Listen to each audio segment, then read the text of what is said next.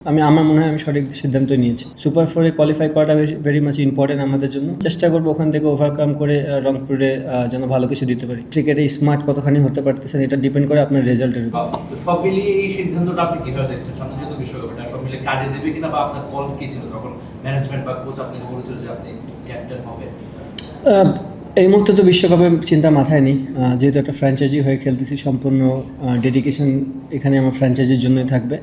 এবং তারা যখন উইলিংলি এই জিনিসটা চেয়েছে, আমি অবশ্যই অ্যাজ এ ফ্র্যাঞ্চাইজি যখন এই জিনিসটা আপনার কাছে চায়, অ্যাজ এ প্লেয়ার হিসেবে আমার দায়িত্ব এটা গ্রহণ করার জন্য। অ্যান্ড আমার মনে হয় আমি সঠিক সিদ্ধান্তই নিয়েছি।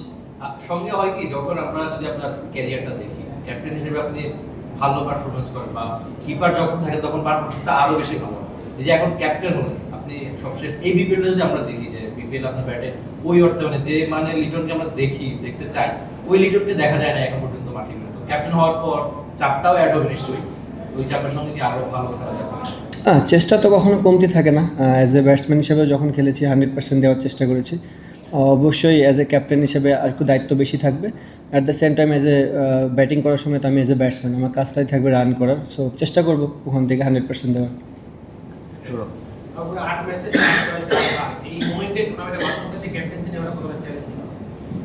আমার কাছে মনে হয় না খুব একটা চ্যালেঞ্জিং, কারণ আপনি যদি দেখেন এই মুহূর্তে আমরা যদি একটা ম্যাচ জিতি তাহলে কোয়ালিফাই করবো সুপার ফোরে। সো সুপার ফোরে কোয়ালিফাই করাটা ভেরি মাচ ইম্পর্টেন্ট আমাদের জন্য। দেন আমরা যদি ওখানে ম্যাচ বাই ম্যাচ আগাইতে পারি তাহলে তো অবশ্যই যেটা বলে টপ ফাইনালে যাওয়ার জন্য। সো অপশন এখনও হাতে আছে, এমন না যে আমি এমন একটা সময় হাতে নিয়েছি যেখান থেকে কামব্যাক করার বা কোনো অপশনই নেই।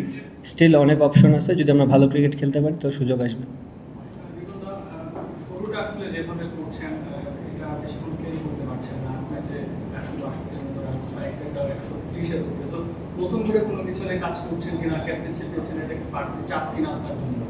না, কোনো বাড়তি চাপ না, চেষ্টা করবো 100% দেওয়ার। হ্যাঁ, আপনি যেটা বললেন যে এখন তোরই আমি যে নিজের প্রতি যে এক্সপেকটেশন রাখি, সবাই যে এক্সপেকটেশন রাখে, ওই জিনিসটা এখনও ফুলফিল করতে পারিনি। বাট কমতি কখনোই ছিল না, চেষ্টা করবো ওখান থেকে ওভারকাম করে রংপুরে যেন ভালো কিছু দিতে পারি।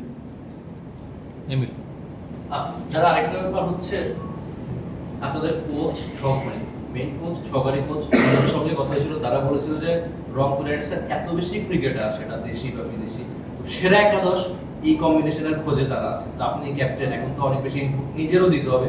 এর আগে কোনো ইনপুট দিয়েছিলেন কিনা অ্যাজ সিনিয়র ক্রিকেটার হিসেবে? এখন তো ক্যাপ্টেন হিসেবে সেই চ্যালেঞ্জটা আপনার, যে সেরা একাদশটা খুঁজে বের করা। আমার মনে হয় ইনপুটটা সবচেয়ে ভালো কোচ বলতে পারবে। আমি যা যা ইনপুট দিয়েছি বা কোচ ক্যাপ্টেন যারা ছিল আগে, চেষ্টা করেছি আমার যতটুকু নলেজ আছে আমি সেই জিনিসগুলো শেয়ার করার জন্য। অবভিয়াসলি আপনি যখন আরেকটা জিনিস হচ্ছে, আমরা দেখবেন খুব ক্লোজ কিছু গেম হেরেছি, যেটা না হারলে হয়তো বা এই পয়েন্ট টেবিলটা এরকম হতো না। সো আমার কাছে মনে হয় আমরা যে খুব খারাপ ক্রিকেট খেলেছি তা না, বাট ক্রিকেটে অনেকটা লাক ফেভারের বিষয় থাকে, আমরা মনে হয় ওই জায়গায় একটু পিছিয়ে গেছি। তো হোপফুলি এখান থেকে ওভারকাম করে, যেহেতু নতুন ভেন্যু, নতুন চ্যালেঞ্জ আমার কাছে মনে হয়, তো চেষ্টা করবো আমরা এখান থেকে ওভারকাম করে ভালো কিছু দেওয়ার জন্য। রংপুর কাগজে অনেক শক্তিশালী দল, কিন্তু মাঠের খেলায় তেমন পারফরমেন্স করতে পারছে না। এটা মানে আপনার কি মনে হয় যে কেন করতে পারছে? কারণ ক্রিকেটটা মাঠে হয়, কাগজে কলমে তো জাস্ট নামই হয়। সো অনেক বড় নাম আছে রংপুরে। হ্যাঁ, অবভিয়াসলি আপনি বড় নাম থাকতে পারে টিমে, বাট আপনি গিভেন ডেতে অপোনেন্টের সাথে আপনি কতখানি সাকসেসফুল হচ্ছেন, আপনার ক্রিকেটে স্মার্ট কতখানি হতে পারতেছেন, এটা ডিপেন্ড করে আপনার রেজাল্টের উপর। আর যেটা বললাম, আমরা 2টা গেম এমন গিয়েছে যে জিতা গেমগুলো হেরে গিয়েছি। সো ওই দিক দিয়েও যদি আমরা একটু লাক ফেভার পেতাম বা অ্যাজ এ আর একটু স্মার্ট ক্রিকেট খেলতে পারতাম, তাহলে মনে হয় আজকে পয়েন্ট টেবিলে আমরাও 1-2-এর ভিতর থাকতাম।